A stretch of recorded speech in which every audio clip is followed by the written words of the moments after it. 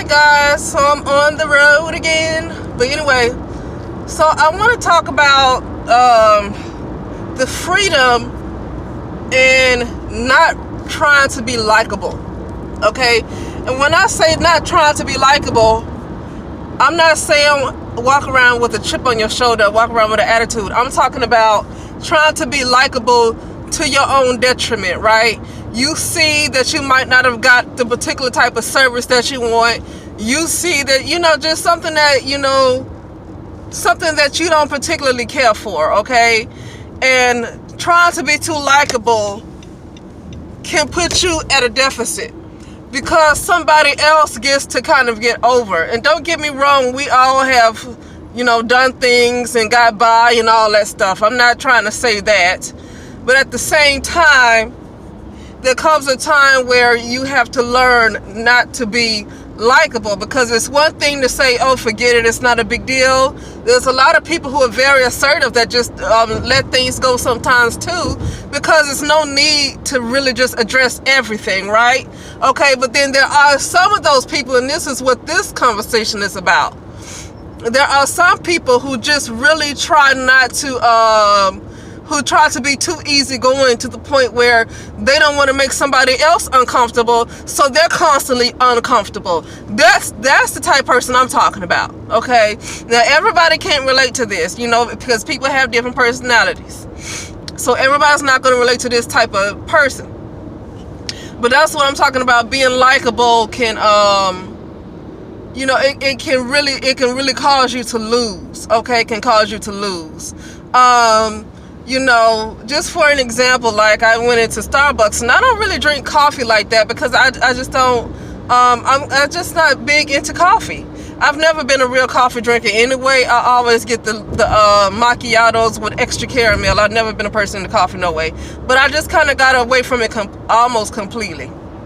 But, so I ordered this drink, and I ordered an extra scoop of blackberries. Now, I always watch it when it's called the Very Berry Hibiscus.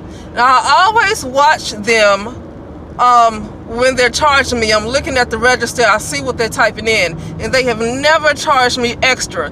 And it's not that they're trying to be nice, I see them typing it into the register, and the extra berries don't cost anything because they're typing it in, and then when they print it out and put it on the cup, they'll show you. So it's not that they're being nice by not charging me. But I went there today, and this lady tried to charge me for some extra mango ice, and it was 50 cents. I said, no, I said, it never costs extra whenever I ordered it, because I look at them as they type it in, and it never costs extra. And she said, you wanted extra berries? I said, yes, extra berries, but this thing right here is saying something about mango, and it's never said mango every time. So, and it was just 50 cents, but that's not really the point. Because, see, that's the thing, is we look at the small things and say, well, it's not a big deal. I couldn't let her get away with that. She was doing it wrong. She was doing it wrong. And she probably didn't care for me after that. But see, that's the point where they're just going to have to not like you. They're going to have to not like you because, I was telling her, I said, no, why is that thing saying the mango when I wanted just extra little scoop of berries? Do you know what a scoop look like? It's that little bitty measuring spoon that you use to measure stuff. One of those little measuring spoons, like maybe a little tablespoon. One of those little measurements. It's smaller than a tablespoon though. That little measuring scoop they use is smaller than a tablespoon. That's the extra scoop right there. That's not no 50 cents. Okay, and it's dried fruit, And so, anyway, she finally did it right and took off the extra 50 cents. But I was like, no, I can't just keep letting things slide. And then another thing happened with a patient I had today. I told them I was headed over to their house. They said, okay. I drove about 30 minutes to get there. And they said that, they think it's best to come on another day after I done walked into their house. And it was about almost 30 miles to get there.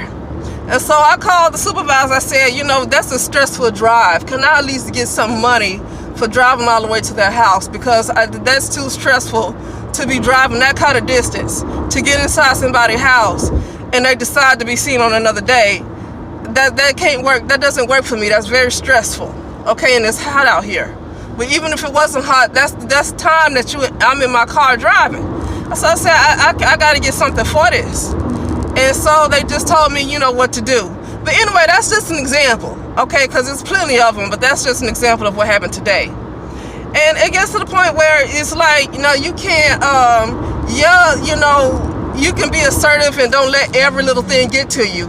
But at the same time, in 2 miles, use the third from the right lane to take exit 19A for San Diego Freeway, I-405 north towards Sacramento. I didn't know I was talking that long, but anyway, yeah, it gets to a point where you can't be too likable. It gets to a point where you can't be too easygoing. And I'm going to be honest with you.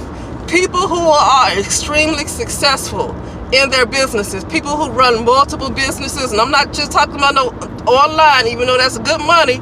I'm not just talking about online. I'm talking about people who have these corporations, and they have a lot of people up under them.